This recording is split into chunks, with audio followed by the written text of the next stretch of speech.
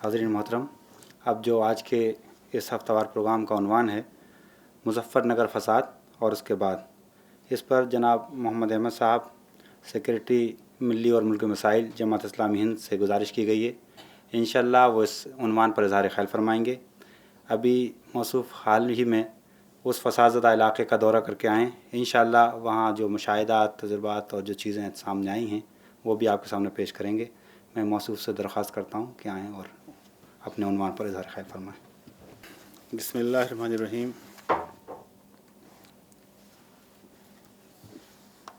محترم مولانا سید جلال الدین عمری صاحب امیر جماعت اسلامی ہند، جناب نصرت علی صاحب قیم جماعت اسلامی ہند، جناب محمد سلیم صاحب انجینئر سیکریٹری رابطہ عامہ، بزرگ محترم کاکا سعید صاحب، بزرگوں، بھائیوں اور نوجوانوں، مظفر نگر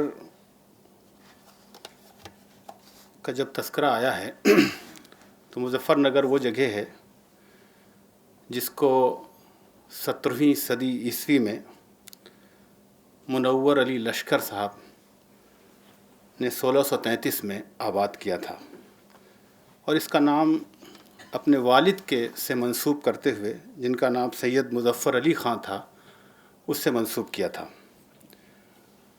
یہ وہ زمانہ تھا جب یہاں مغلوں کی حکومت تھی، اکبر کا زمانہ تھا، اور آپ جانتے ہیں کہ مغل دور مسلمانوں کی تاریخ کا سب سے تابناک دور ہے۔ اس کا جلال اور جمال اپنے نقطۂ عروج پر تھا اس وقت، اور رعب اور دبدبہ بھی تھا۔ اور آپ یہ بھی جانتے ہیں کہ اتنے بڑے ہندوستان کا جو تصور آج ہے وہ مغلوں نے ہی دیا تھا۔ اس کی سرحدیں ایک طرف برما کو چھو رہی تھیں اور دوسری طرف افغانستان تک جا رہی تھیں۔ اتنے بڑے ہندوستان کو پر مغلوں نے حکومت کی ہے۔ یہ وہ زمانہ تھا کہ جب مسلمان کے وہم و خیال میں بھی یہ بات نہیں آ سکتی تھی، کبھی وہ سوچ بھی نہیں سکتے تھے کہ 200-300 سال کے اندر اندر یہ وقت بھی آئے گا کہ مسلمان اتنے مجبور، اتنے مغلوب، اتنے محکوم ہو جائیں گے کہ ان کی جان و مال اور عزت آبرو پر اس طرح حملے ہوں گے کہ وہ اپنی حفاظت کے لیے لوگوں سے بھیک مانگیں گے، اور ان کو وہ بھیک یعنی حفاظت کی دینے والا کوئی نہیں ہوگا، اور سب ان کا ایکسپلائٹیشن کر رہے ہوں گے۔ یہ کبھی وہ لوگ سوچ بھی نہیں سکتے تھے کہ جس طرح سے وہ غالب تھے، جس طرح سے حاکم تھے، اور مسلمان جس کیفیت سے گزر رہے تھے، آپ اس کا اندازہ لگا سکتے ہیں۔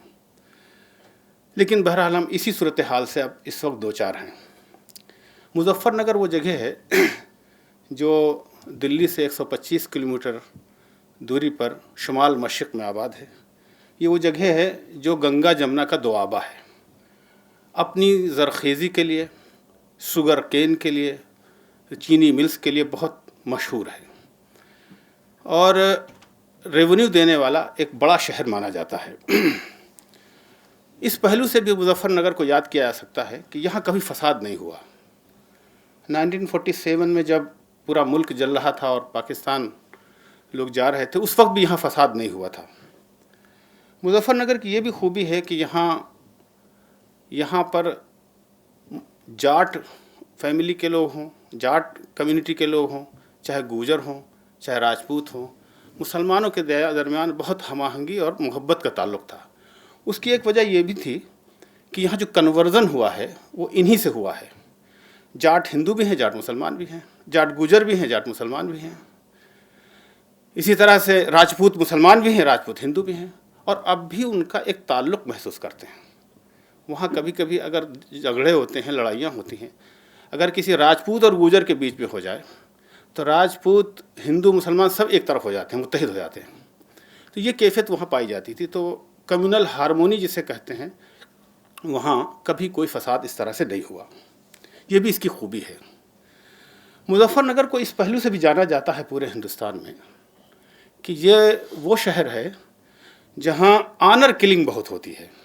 شاید پورے ہندوستان میں سب سے زیادہ آنر کلنگ جسے ہم کہتے ہیں، یعنی اگر ایک برادری کے कि लड़की दूसरी बिरादरी में चली गई, कोई हिंदू या मुसलमान घर चली जाए, हिंदू मुसलमान ही चली गई, तो फ़ौरन वो कत्ल करते हैं। वैसे इस तरह के मर्डर्स के मामले में मुजफ्फरनगर सबसे टॉप पर है। ज़रा सी कोई बात होती है वहाँ कत्ल बहुत होते हैं। ऑनर किलिंग का तो ये हाल है कि छोटी छोटी बातों पर लड़की को अगर किसी ने टीज़ कर दिया, किसी ने सता दिया, तो फिर लोग इस पर उतारू हो जाते हैं, मारने पर उतार जाते हैं। और ये जो पूरा वाक़या हुआ है ये फिर इव टीजिंग का था, यानी किसी बच्ची को परेशान कर रहा था। अभी जो तफसीलात आई हैं इसमें बहुत सारी बातें आती हैं। कुछ लोग कहते हैं कि 2 मोटरसाइकिलों का एक्सीडेंट हुआ था, उसकी दुश्मनी थी। लेकिन जो असल बात है वो ये है कि शाहनवाज़ कुरैशी नाम का एक लड़का, जो एक जाट लड़की को बताते सताता रहता था, जब स्कूल जाती थी उसको परेशान करता था, उसने अपने भाई से ये बात बताई जो खबरें आई हैं। उसके बाद 4-5 लोग मिलकर उसके घर पहुंचते हैं। उसके 2 सगे भाई लड़की के, सचिन सिंह और गौरव सिंह, भी साथ में होते हैं। अब मैंने शुरू में बात की ऑनर के मामले में, इज़्ज़त के मामले में, आबरू के सिलसिले में बहुत हसास है ये कम्युनिटी। तो वो शाहनवाज़ के घर जाते हैं, कुरैशी के घर, शाहनवाज़ कुरैशी घर, उसको बाहर बुलाते हैं और उसको वहीं मर्डर कर देते हैं, मार देते हैं, कत्ल करते हैं। लेकिन वहाँ जब ये कत्ल होता है तो उसी दूसरे लोग, चारों तरफ जो वहाँ मॉब थी, जो भीड़ थी, सब एक ही बिरादरी के लोग थे, मुसलमान थे चारों, उन्होंने घेर कर उस दोनों को भी कत्ल कर दिया। वह एक साथ एक स्पॉट पर 3 मर्डर होते हैं, 3 कत्ल होते हैं। एक सचिन सिंह का होता है, गौरव सिंह का जो लड़की का सगे भाई हैं दोनों, और एक शाहनवाज़ कुरैशी को जिन्होंने घर से निकाल कर उसको मारा था। ये कवाल गांव का वाक़या है। आपको यह जानकर हैरत होगी कि कवाल गांव में फसाद नहीं हुआ। ये फसाद वहाँ से, अगर आप कवाल गांव को देखें और जहाँ बुढ़ाना और शामली का जो रोड है जहाँ पर फसादात हुए हैं, ये मगरिब की तरफ है, वो मशरिक़ की तरफ है। वहाँ से करीब 20-25 किलोमीटर का फासला भी है। वहाँ से काफ़ी दूर पर ये फसाद शुरू हुआ। ये वाक़या होने के बाद फ़ौरन लगता था कि इस वाक़े का इंतज़ार था किसी को, और उसका एक्सप्लॉयटेशन शुरू हुआ। पंचायतें बड़ी बड़ी शुरू हुई, बदला लेने की बात आनी शुरू हो गई, मुसलमानों से नफ़रत और इश्तियाल अंगेज़ तकरीरें शुरू हो गईं, और ये सब वाक़या 27 अगस्त से शुरू होना हो गए, और 3-4 सितंबर से फसाद शुरू हुआ। तो इस बीच में हुकूमत बिल्कुल खामोशी से सुनती रही। ये बड़ी बड़ी पंचायतें हो रही थीं, इश्तियाल अंगेज़ तकरीरें हो रही थी, मुसलमानों के ख़िलाफ़ नफ़रत फैलाई जा रही थी, उनको मारने काटने की बात हो रही थी, और उसमें बड़े बड़े पॉलिटिकल लीडर जिसमें बीजेपी पेश थी, और तो उन लोगों ने किया। अब यहाँ एक बात मैं इससे पहले कि आगे बात आपके सामने पेश करूँ, ये बात भी हमारे जहनों में रहे कि ये जो जाट लीडर हैं वो अजीत सिंह को वोट देते हैं, राष्ट्रीय लोक दल पार्टी को। इधर अजीत सिंह से जाट कम्युनिटी के लोग कुछ नाराज़ थे, और बीजेपी की तरफ उनका रुझान ज़्यादा था। बीजेपी की तरफ रुझान का मतलब ये है कि वो कम्युनल बनाते हैं फ़िज़ा को, फ़िरका वारियत वहाँ आती है, और वो हमाहंगी जो होती है वो ख़त्म होती है, और पोलराइजेशन शुरू होता है। और बीजेपी की पूरी पॉलिटिक्स इसी तरह से है। मैं आगे बढ़ने इसलिए आपसे ये बातें अर्ज़ कर रहा हूँ कि मुजफ्फरनगर का जो फसाद हुआ है उसकी मॉडलिटी पर अगर आप गौर करें तो बिल्कुल वैसे ही फसाद है जैसे गुजरात में फसाद हुआ था। गुजरात के फसाद को अगर आप देखेंगे तो वहाँ शहरों में फसाद नहीं हुआ, यहाँ भी शहरों में फसाद नहीं हुआ। यहाँ मुसलमानों की वो कम्युनिटी, वो लोग जो अपने कमज़ोर थे और जिनको मारने में उनसे कोई रेसिस्टेंस नहीं हो रहा था, उन्हीं को वही निशाना बने हैं। जहाँ जहाँ वो लोग मारे गए हैं, जहाँ लोग मुसलमानों को नुकसान पहुँचा है, वो गांव हैं छोटे छोटे कि जहाँ पर 50 की 60 की तादाद में रहते हैं, मज़दूर हैं, कमज़ोर हैं। अभी वहाँ जाकर हमने पता किया था जिन लोगों को ख़िलाफ़ इन्होंने कार्रवाइयाँ की हैं, वहाँ पर वो इस बिरादरी के लोग, कोई नाई बिरादरी का था, कोई धोबी बिरादरी का था, कोई तेली बिरादरी का था, कोई मजदूरी करता था। इस तरह के जो लोग बेचारे कमज़ोर थे और माशी तौर पर भी कमज़ोर थे, कोई इन्फ्लुएंशियल वो सोसाइटी नहीं थी, तो सबसे ज़्यादा उन्हीं को नुकसान पहुंचा कि वो उन्होंने रेसिस्ट नहीं किया है। रेसिस्ट करने की बात आती है, बताते हैं पंचायत से आने के बाद मेरी इधर कई जाट लीडरों से बातचीत हुई है। एक जाट लीडर यहाँ आए थे, मैंने उनसे कहा भाई बहुत बड़ा नुकसान हुआ मुसलमानों से। तो उन्होंने बताया कि साहब ये तो आप कहते हैं कि हाँ आपका नुकसान हुआ, हमारे लोग कहते हैं कि हमारा नुकसान हुआ। जब खाप जो हुई थी, जब पंचायत वापस आ रहे थे तो जौली गांव का जो میں جو واقعہ پیش آیا ہے وہ کہتے ہیں کہ 200 جاٹ وہاں مار دیے. اب دیکھیے یہ مبالغہ آرائی ہوتی ہے, اسی طرح افواہیں پھیلتی ہیں. اور اب اگر جاٹ کمیونٹی کے لوگوں کو جو جہاں طاقتور ہیں, پولیٹیکلی بھی, اکنومیکلی بھی, معاشی طور پر, سیاسی طور پر بھی بہت انفلوئنشل بھی ہیں, طاقتور ہیں, وہ وہاں رہتے ہیں. اگر ان کو یہ بات معلوم ہو جائے کہ پنچایت سے آتے وقت جاٹ میں 200 جاٹ مار دیے گئے اور گنگ نہر وہاں کے سے قریب ہے, کہا کہ گنگ نہر میں پھینک دیے گئے, تو جو اشتعال پیدا ہوگا اس کا آپ اندازہ لگا سکتے ہیں. چنانچہ وہ بڑے پیمانے پر ہوا اور گورنمنٹ کی جو اعداد و شمار ہیں ان کے مطابق 94 گاؤں میں متاثر ہیں, 94 گاؤں متاثر ہیں, اور تقریباً 50,000, 45 سے 50,000 کے بیچ میں ہے کہ لوگ جو وہاں سے ڈسپلیسمنٹ ہوا ہے, جہاں پر فساد ہوا لوگ وہاں سے بھاگ آئے. جو لوگ وہاں سے آئے ہیں ان میں بڑی تعداد ان لوگوں کی ہے جو خوف کی وجہ سے چلے آئے. جہاں فساد ہوا وہاں کے تو لوگ آئے ہیں, باقی لوگوں کا یہ ہوا کہ اپنے گھر چھوڑ کر, اپنی زمینیں چھوڑ کر, آپ کو معلوم ہونا چاہیے کہ جو لوگ چھوڑ کر آئے ہیں, ابھی کل اخبار میں بات آئی تھی کہ بڑی بڑی زمینیں ہیں ان کی. اگر ٹوٹل زمینوں کا لگا کہ کتنے لوگوں کی زمینیں وہاں ہیں موجود, اور اس پر فصلیں کھڑی ہوئی ہیں, مویشی ہیں, گھر مکان ہے, لیکن خوف کی وجہ سے سب کچھ چھوڑ کر چلے آئے. فصلوں کی اور زمینوں کی اگر قیمت لگائے تو وہ کروڑوں روپے پہنچتی, بلکہ اربوں روپے میں پہنچتی ہے, جو مسلمانوں کو وہاں چھوٹ گیا ہے, لیکن خوف کی وجہ سے وہاں جا نہیں سکتے. تو 27 اگست سے شروع ہوا, 3 ستمبر سے شروع ہوا, 12 تاریخ کو ہم لوگ یہاں سے جاتے ہیں. جب ہم لوگ یہاں جا رہے تھے تو ہم میرٹھ کے راستے سے گئے تھے. میرٹھ کے راستے میں 4-5 جگہ پولیس نے روکا. ہم نے بتا دیا ہم جماعت اسلامی کا وفد ہے اور وہاں معائنہ کرنے جا رہا ہے. تو بڑے آفیسر سے پوچھا, لیکن آپ کو جان کر یہ حیرت ہوگی کہ جو فساد زدہ علاقہ ہے بڑھانہ سے اور اس روڈ پر جو مستقل جو کئی گاؤں جہاں متاثر ہیں, بڑھانہ سے شاملی روڈ پر, جس میں سانجھک پڑتا ہے, تاولی ہے, شاہپور ہے, بڑھانہ ہے, جولا ہے, کاندھلا ہے, اور چھوٹے چھوٹے گاؤں میں بچھیڑا ہے, بروالا ہے, کھرڑ ہے, کاکڑ ہے, یہ گاؤں جو راستے میں پڑتے ہیں اور جہاں پر زیادہ واقعات پیش ہے وہاں کوئی فورس نہیں لگا تھا. اور میں صبح سے شام تک وہاں, رات کے 10 بجے وہاں سے نکلا, کوئی فورس نہیں تھی. اگر کوئی واقعہ وہاں پیش آ جائے تو یہاں یہ خبریں مل رہی تھیں کہ وہاں ملٹری لگ گئی ہے, وہاں پولیس فورس ہے, لیکن جہاں مین روڈ پر جہاں کوئی خطرہ نہیں وہاں تو فورس تھا, لیکن وہاں کوئی فورس نہیں تھا.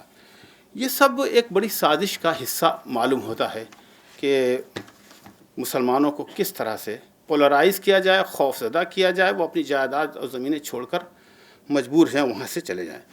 اس پورے فساد میں سب سے زیادہ جس کو فائدہ پہنچا ہے وہ بی جے پی کو پہنچا, کیونکہ ایک طرف تو اجیت سنگھ سے یعنی راشٹری لوک دل سے لوگ ناراض تھے اور بی جے پی کا رجحان تھا, تو بی جے کی طرف جا رہے ہیں. ایک پرائیویٹ گفتگو میں اجیت سنگھ نے یہ بات کہی ہے کہ اب ہمیں 5 سال بنواس لینا پڑے گا, یعنی اگلے الیکشن میں اب ہم ایم پی کا الیکشن نہیں جیت سکتے. تو آگے گفتگو آئے گی, تو اس میں محترم امیر جماعت نے ان سے ملاقات کی تھی, اس میں کچھ باتیں آئی تو وہ آگے انشاءاللہ آئیں گی. لیکن ان کو یہ احساس ہے کہ ہم جو کچھ پولیٹکس میں آئے تھے اور سیاست میں جو ہمارا اونچا مقام ہے وہ جاٹ اور مسلمانوں کی یونٹی کی وجہ سے ہے. عام طور سے جاٹ اور مسلمانوں کی یونٹی کی وجہ سے وہ پارٹی جیتتی ہے.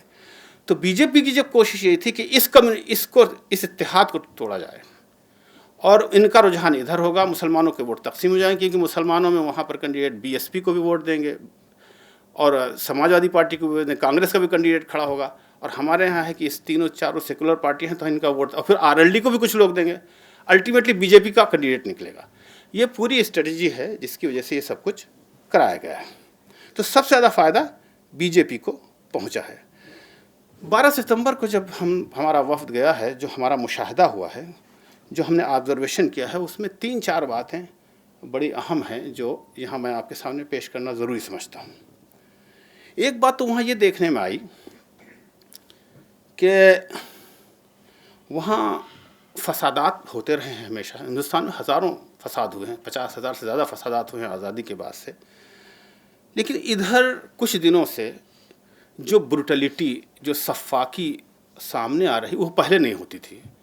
اور 2 فسادات میں تو میں اپنی آنکھوں سے دیکھ چکا ہوں. ایک کوسی کلا کا فساد, جو ہم لوگ گئے تھے تو وہاں یہ بتایا تھا کہ ایک شخص جب اس کے بھائی کو گولی لگی, وہ بھائی اپنی ایک ٹھیلا چلانے والے پر بٹھا لے کر جا رہا تھا, تو راستے میں بھیڑ ملتی, اس کے پیر کاٹ دیتی ہے اور ان دونوں کو آگ میں ڈال دیتی ہے. تو وہ بالکل جل بھن گئے تھے, ان کی لاشوں کو آپ پہچان نہیں سکتے تھے. بالکل اسی طرح کا کچھ واقعات ہیں. مثال کے طور پر فسادات ہوتے تھے تو عورتوں اور بچوں کو چھوڑ دیا جاتا تھا، لیکن یہاں عورتوں اور بچوں دونوں کو بری طرح سے زدکوب کیا گیا ہے.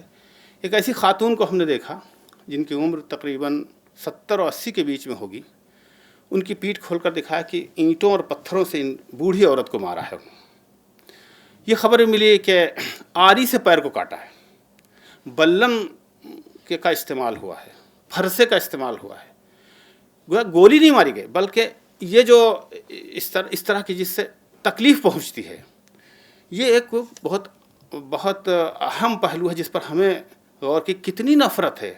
یعنی بی جے پی کے اور یہ ایسی تنظیمیں جنہوں نے نفرت پھیلائی ہے، تو انہوں نے دلوں میں کتنی نفرت ڈالی کہ انسانوں سے جو فطری محبت ہوتی ہے یا انسان سے جو فطری تعلق ہوتا ہے کہ آدمی کسی کو آگ میں اگر گر رہا ہوتا ہے تو دیکھ نہیں سکتا، جانور بھی اگر آگ میں گر رہا ہوتا ہے، آپ دیکھ کسی نفسیات، آپ اس کو دیکھیں، اس نفسیات پر غور کریں کہ اگر کوئی آگ جا رہی ہو اور بکری کا بچہ ہو یا کوئی اور جانور ہو، وہ بھی آگ کی طرف بڑھا تو آدمی فوراً جاتا ہے یہ آگ میں نہ جلنے پائے، اور ایک آدمی اپنے ہاتھ سے انسانوں کو آگ میں ڈال دیتا ہے.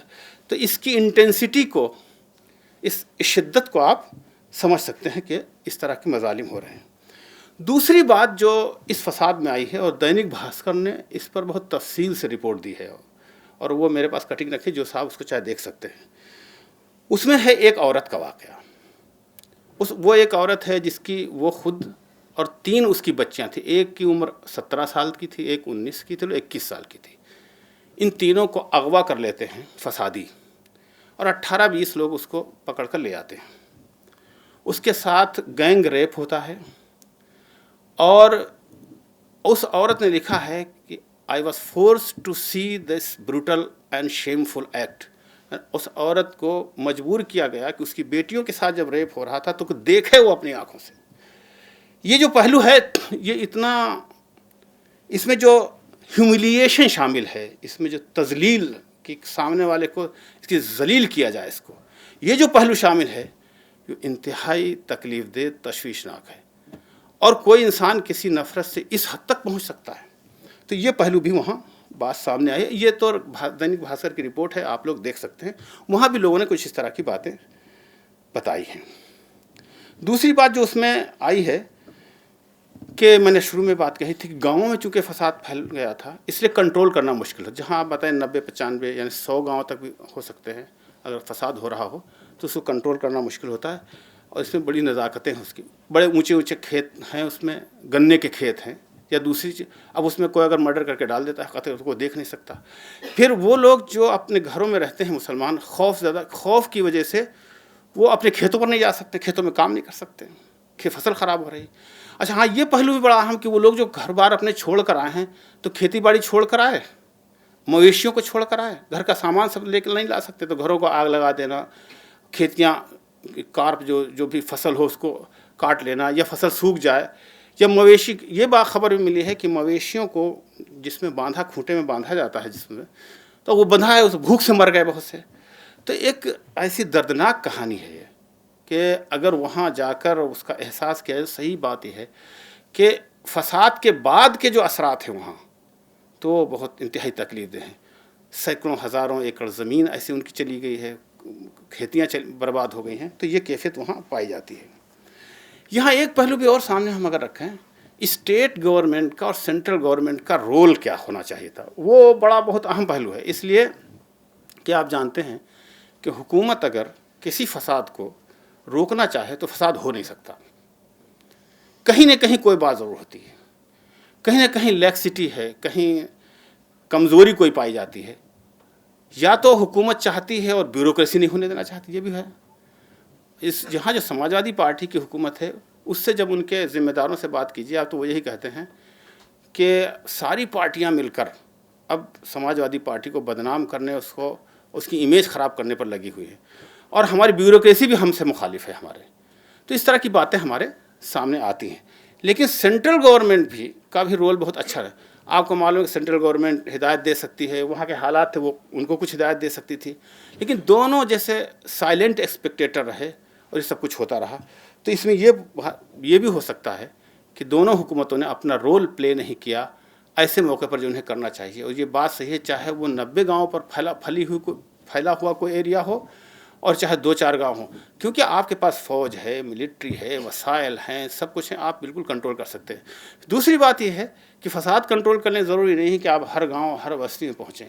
اگر آپ اسٹرانگ میسج جاتا ہے، یعنی اگر کسی فسادی کو پکڑ کر اس کو سزا ملتی ہے تو اس کا ایک میسج جاتا ہے، لیکن اگر فسادی کو یہ معلوم ہو جائے کہ حکومت ہماری پشت پر ہے یا بیوروکریسی ہماری پشت پر ہے۔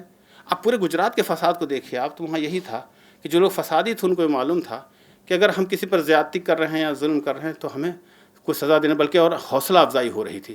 اب اس طرح کی بات یہاں تو نہیں ملنے کو آئی، لیکن اتنا بڑا فساد ہو جانے کا مطلب ہے کہیں نہ کہیں کوئی کمزوری ضرور تھی۔ ابھی تک جو خبریں ملی ہیں، آفیشیل نیوز ہے کہ 52-55 کی، لیکن وہاں جو خبریں آ رہی کچھ بھی مبالغہ ہو سکتا ہے، مبالغہ آرائی سے بھی کچھ کام لیا ہوگا، لیکن صحیح بات یہ ہے کہ میرا اندازہ ہے کہ 100 کے تقریباً لوگوں کی جانوں کا اتلاف ہوا ہے۔ اسی طرح سے جانی مالی نقصان ہوا ہے، اور گاؤں میں جتنا اس کا تذکرہ آیا ہے کہ 94-95 گاؤں کام ہے، اور تقریباً 45 سے 50 ہزار لوگ ڈسپلیس ہوئے، اپنے گھروں سے وہاں آ گئے۔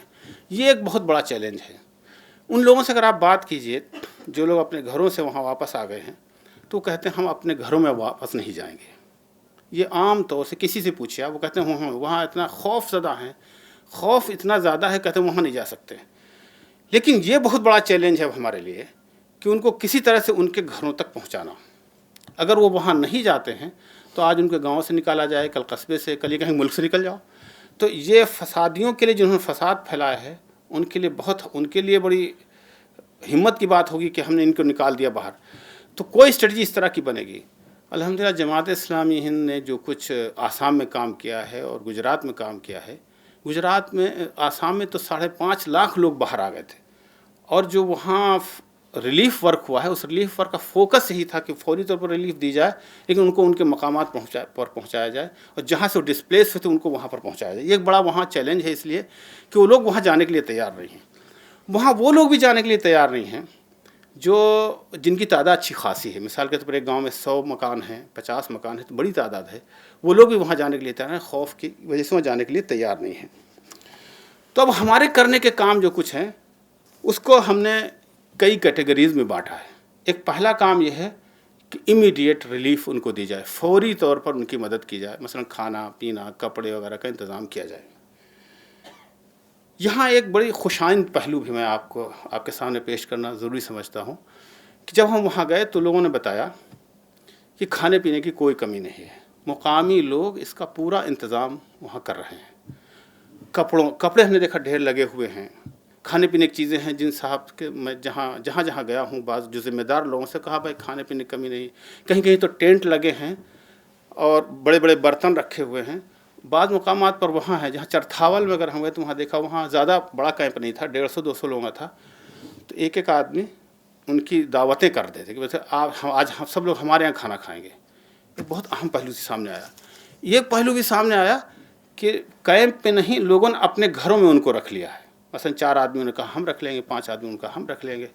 تو یہ جو سمپیتھی ان کے ساتھ ہے، اور ان کے ساتھ اتنا اچھا ٹریٹمنٹ ہو رہا ہے۔ وہ بعض لوگ جو وہاں سے نکل کر آئے ہیں، ہم نے کچھ لوگوں سے ملاقات کی، انہوں نے کہا کہ ہمیں یہاں اپنے گھر سے زیادہ آرام ہے، اور جب میں ان لوگوں سے کہتا ہوں کہ میں یہاں سے چلا جاؤں گا تو کہتے ہیں ناراض نہیں، تمہیں ہم نہیں جانے دیں، تمہیں اپنے ساتھ رکھیں گے۔ بالکل ہجرت مدینہ کی یاد تازہ ہو جاتی ہے۔ یہ ایک بڑا خوشائند پہلو ہے، کسی نے بے یار و مددگار ان کو نہیں چھوڑا۔ ایک پہلو تو یہ سامنے ہے، لوکل لوگوں نے بھی ان کی پوری مدد کر رہے ہیں، باہر سے بھی مدد پہنچ رہی ہے۔ ایک اور بڑا خوشائند پہلو ہمارے سامنے آیا ہے ان کا، وہ یہ ہے کہ پوری دنیا کے مسلمان متوجہ ہیں مظفر نگر کے، جہاں کہیں بھی کچھ ہوتا پہلے آسام کی طرف متوجہ تھے۔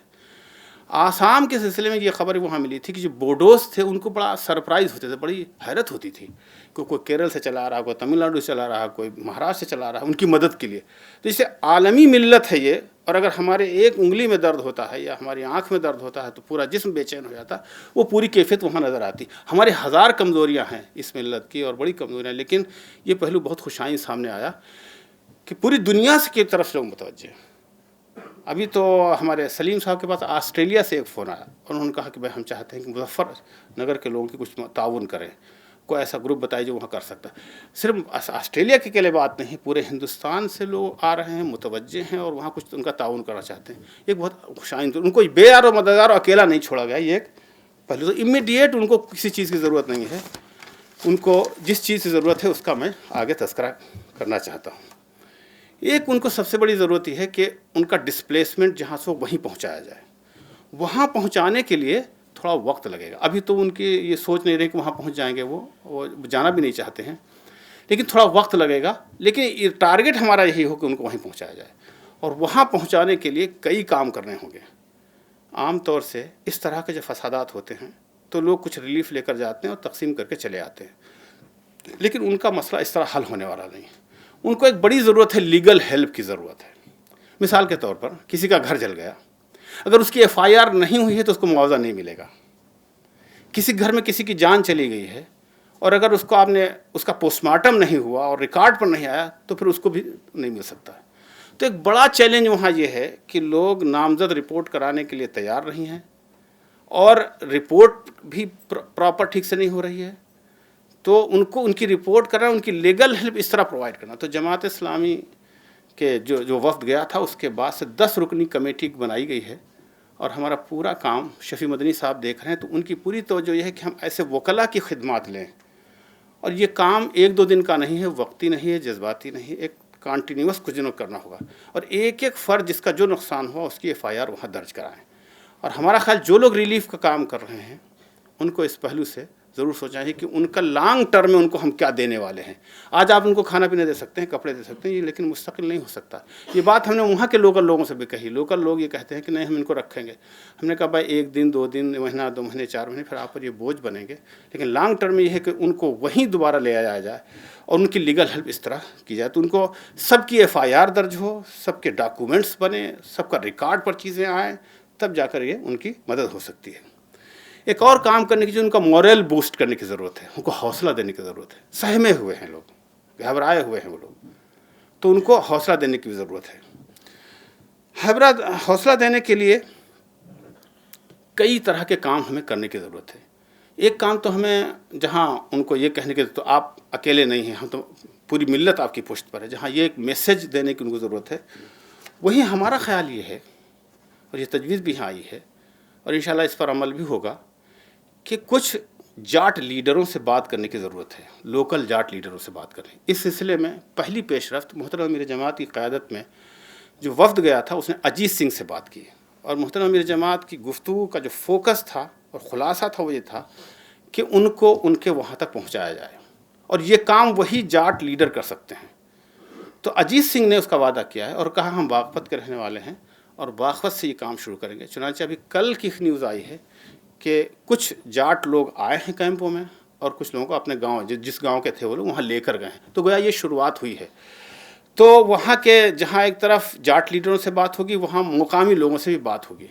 हमने प्रोग्राम ये बनाया है और मोहतरम क़य्यूम जमात से इस पर गुफ्तगू भी हुई है कि हम एक दौरा ऐसा करेंगे कि वहाँ के ऐसे लीडर से बात करेंगे और जो वहाँ इन्फ्लुएंशियल हों, और उनसे बात की जाए कि भाई ये तो पूरी बदनामी पूरे हिंदुस्तान में हो रही है, और वो वहाँ से उनको खुद लेकर जाएं और ये कहें कि भाई नहीं तुम लोग, चुनांचे ऐसे वाक़यात वहाँ हुए भी कि लोगों ने उनको ले जा रहे हैं। और ले जाने के पहले भी इस तरह देखिए, बाज़ जो पहलू रोशन पहलू होते हैं हमारी कभी कभी निगाह उनकी तरफ नहीं जाती। मिसाल के तौर पर रोशन पहलू वहाँ का ये भी है कि बहुत सारे गाँव में, वो शायद कम रहे हों, 2, 4, 5 गांव ही हो सकते हैं जहां पर जाटों ने मुसलमानों की मदद की है, कहा नहीं तुम लोग नहीं जा सकते हो, और उनको हौसला दिया, गांव में रोक भी लिया। वो चाहे 2 ही 4 वाक़यात हुए हैं, लेकिन इस तरह वाक़यात हुए हैं।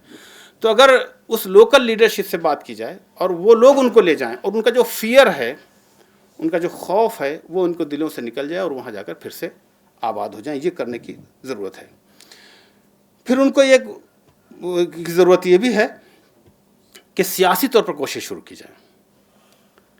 सियासी लीडर्स जो अपनी सियासत कर रहे हैं सिलसिले में, बड़ा अजीब अलमिया है हिंदुस्तान का कि एक आदमी कुर्सी पर आने के लिए या इक़्तिदार हासिल करने के लिए हज़ारों हज़ारों लोगों की जानें ले लेता है, और अब इस पर पूरी पॉलिटिक्स हो रही है। आपको मालूम है एक ज़माना हिंदुस्तान में ऐसा गुजरा है कि जहाँ राइट पॉलिटिक्स होती थी, ये राइट पॉलिटिक्स आज भी हो रही है, पोलराइजेशन हो, ये हो जाए। तो सियासी तौर पर भी कोशिशों करने की ज़रूरत है कि ठीक है, آپ ہر آدمی چاہتا ہے الیکشن میں جیت جائے، لیکن اس طرح اگر آپ اقتدار میں پہنچنا چاہتے ہیں تو کتنی گھناؤنی حرکت ہے، تو اس پر بھی کام کرنے کی ضرورت ہے۔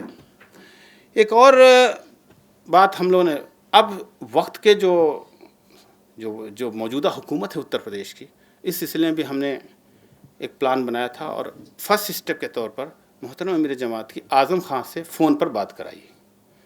اعظم خان سے محترم امیر جماعت نے 15 سے 20 منٹ گفتگو کی ہے۔ ان کا بھی احساس یہی ہے، اور مولانا نے ان کو توجہ دلائی کہ جو لوگ باہر ہیں، ڈسپلیس ہوئے ہیں، ہماری پہلی کوشش ہے 2 کام کرنے کی وہاں بہت سخت ضرورت ہے۔ جو لوگ ڈسپلیس ہوئے ہیں ان کو وہاں پر لے جانا، اور دوسرے یہ ہے کہ ان کو معاوضہ بھی دیا جائے، ان کو معاوضہ ملے، اس کی بہت سخت ضرورت ہے۔ تو دونوں کی طرف اعظم خان نے بھی پرومس کیا ہے محترم امیر جماعت سے کہ وہ یہ دونوں کام کرنے جا رہے ہیں۔ البتہ انہوں نے کہا کہ جہاں بہت کم تعداد ہے وہاں ذرا مشکل ہے، لیکن پھر بھی ان کی طرف سے بھی کوششیں ہونے کے لیے آمادہ کیا جا رہا ہے، اور کوشش اگر یہ کی جائے کہ اس سلسلے میں وہاں کے وزیر اعلیٰ سے اور ملائم سنگھ سے بھی ملاقات کی جائے، اور ملی تنظیموں کا وفد وہاں جائے اور ان سے کہے بھائی ان کو اسی پر زیادہ زور دیا جائے کہ کسی طرح سے ان کو وہاں پہنچائیں اور انفلوئنس استعمال کرے وہاں۔ ایسا نہیں کہ صرف جاٹ یا گوجر ہی وہاں ہیں، بلکہ دوسری اور کمیونٹی کے لوگ بھی ہیں، ان سے بات کی جائے تو وہاں پھر ان کو پہنچانے میں یہ مدد ملے گی۔ تو اب یہ کام ایک لمبے وقت کے لیے کرنے کے ہیں، اور بعد میں ہمیں کرنے کے لیے ہیں۔ 2 باتیں میں کہہ کر اپنی بات ختم کرتا ہوں، اور پھر شاید آپ کے کوئی ذہن میں سوال آئے تو پھر اس کے ذریعے بھی کچھ باتیں آ سکتی ہیں۔ ایک بات تو یہ ہے کہ محترم امیر جماعت نے ابھی پرائم منسٹر سے وفد میں جا کر ملاقات کی تھی، اس پر بھی یہ بات توجہ دلائی ہے کہ جو کمیونل وائلنس بل پینڈنگ پڑا ہے، اگر کمیونل وائلنس بل پاس ہو جاتا اور ایکٹ بنا ہوتا تو شاید ان لوگوں کو سزا بہت جلدی مل سکتی تھی جو انفلیمیٹری تقریر کر رہے تھے، کیونکہ اس میں یہ پراویژن موجود ہے کہ فساد کو بھڑکانے والا اگر کوئی تقریر کرتا ہے تو اس کی گرفت ہو سکتی ہے اور اس کو سزا مل سکتی ہے۔ تو کمیونل وائلنس بل جلدی سے پاس ہو، اب ایک ہی بار پیش ہو سکتا ہے وہ آنے والے نومبر میں، تو محترم امیر جماعت نے پی ایم سے توجہ دلائی ہے کہ یہ اس کو کریں۔ ایک بات اور توجہ دلائی ہے محترم امیر جماعت، اور میں کہتا ہوں بڑی اہم بات ہے کہ پورے ملک کی جو فضا خراب ہو رہی ہے اس کو بھی ٹھیک کرنے کی ضرورت ہے، اور اس میں حکومت کو بھی متوجہ کرنے کی ضرورت ہے، اور ہم جماعتوں کو بھی کام کرنے کی ضرورت ہے۔ دوسری بات ایک اور یہ ہے کہ ایک تجویز آئی ہے، میں اس کا تذکرہ کر کے اپنی بات ختم کرتا ہوں، کہ فسادات کو روکنے کے لیے فورسز میں مسلمانوں کی تناسب کے لحاظ سے نمائندگی ہونی چاہیے۔ جہاں جہاں کہیں بھی تعداد ہماری اچھی ہے فورس میں، وہاں پر ظلم زیادتی اس طرح نہیں ہو پاتی جس طرح اس جگہ پر ہوتی جہاں پوری چھوٹ مل جاتی ہے۔ تو اس طرح بھی یہ کئی اسٹیپ لینے کی ضرورت ہے، کیونکہ مسئلہ صرف مظفر نگر کا نہیں ہے یا کسی ایک مقام کا نہیں ہے، بلکہ عمومی طور مسلمانوں جس کیفیت اور جس ذہنی کیفیت سے گزر رہے ہیں اس سے بھی پورے نکالنے کی ضرورت ہے۔ تو ایک بڑے پلان کی ضرورت ہے، بہت لانگ ٹرم پلان و منصوبہ بندی کرنے کی ضرورت ہے، اس کے بعد آگے بڑھنے کی ضرورت ہے۔ ہماری جو کمزوریاں ہیں اس میں ایک بڑی کمزوری یہ ہے کہ ہم جذبات میں آ کر تھوڑے دن تو کام کرتے ہیں، لیکن کنٹینیوس کوئی کام کرنے کے عادی نہیں ہے۔ چنانچہ آپ آسام دیکھیں، گجرات دیکھیں، لوگ گئے وہاں تھوڑے ریلیف لے کے چلے آئے، لیکن جماعت اسلامی ہند صرف وہی اکیلے کی اس نے 5.5 لوگوں کو اندر بھی کیا، ان کے مقامات بھی پہنچایا، اور وہاں پر نئے کام بھی شروع کیے ہیں، کچھ مدارس کچھ اور بورڈوں سے گفتگو بھی شروع کی۔ تو یہ کام 1-2 دن کرنے کا نہیں ہے، بلکہ ایک مستقل ایک پلان کے ساتھ کرنے کی ضرورت ہے۔ اگر سب لوگ مل کر یہ کام کریں گے تو بہت جلدی اس پر قابو پا سکتے ہیں۔ یہی وہ چند باتیں تھیں جس وقت آپ سے عرض کرنی تھی۔ اللہ تعالیٰ سے دعا ہے کہ جو یہاں کے حالات ہیں اور مسلمان جس کیفیت سے گزر رہے ہیں اور جس جانی مالی نقصان ان کا ہو رہا ہے، خوف کی نفسیات میں ہے، اس سے ہمیں نکالے اور ہمارے حالات بہتر ہوں۔ وآخر دعوانا الحمدللہ۔